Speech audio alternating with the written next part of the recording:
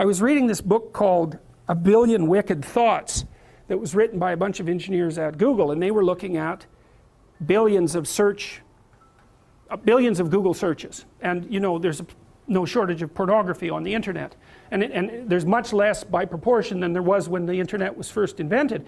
And it's so interesting because it actually turned out that one of the things that drove the development of the internet and the technology was the proclivity of young men to search out sexually provocative images. That was what was at the forefront of the development of the net. It's extraordinarily interesting.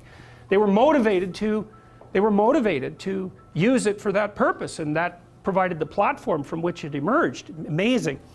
Anyways, the Google engineers looked at pornographic search processes and then segregated male searches from female searches.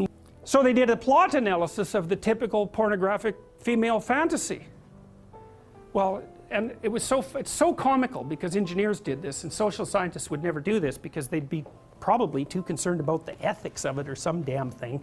But engineers, you know, they'll just plow ahead with no concern whatsoever for such things, and they actually discover things that way. And so they discovered the basic plot of the female pornographic literary product, and they identified, so basically what happened was that a innocent, well-meaning and attractive young woman encounters a male who's a bit of a monster.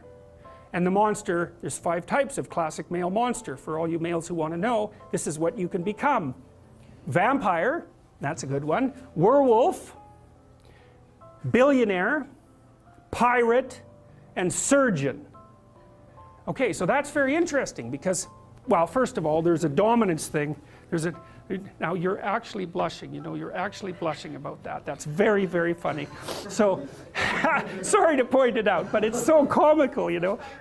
I know, it's so funny. I was reading this, it was just cracking me up. I thought, oh my God, really? Pirate, vampire, oh, that explains it. What about all these damn vampire shows, right? They're so popular online, they're so popular on Netflix. Oh yes, and then there's the werewolf. There's nothing sexier than a werewolf, apparently.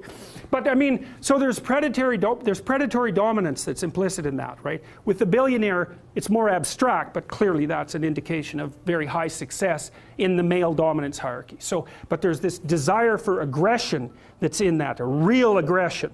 Right, and it's not surprising to me at all. It makes perfect sense. But the basic plot is that the woman encounters this mysterious and aggressive male and tames him.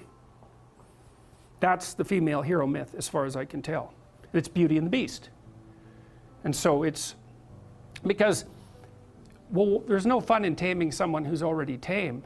And what makes you think you really want someone who's tame anyways? There's no interest in that. Plus, when chaos manifests itself, what makes you think that someone tame is going to be good for anything?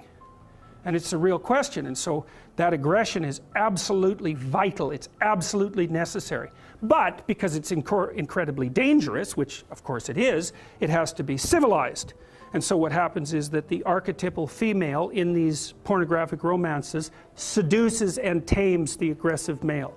And that's her encounter with chaos. Now it's more complicated.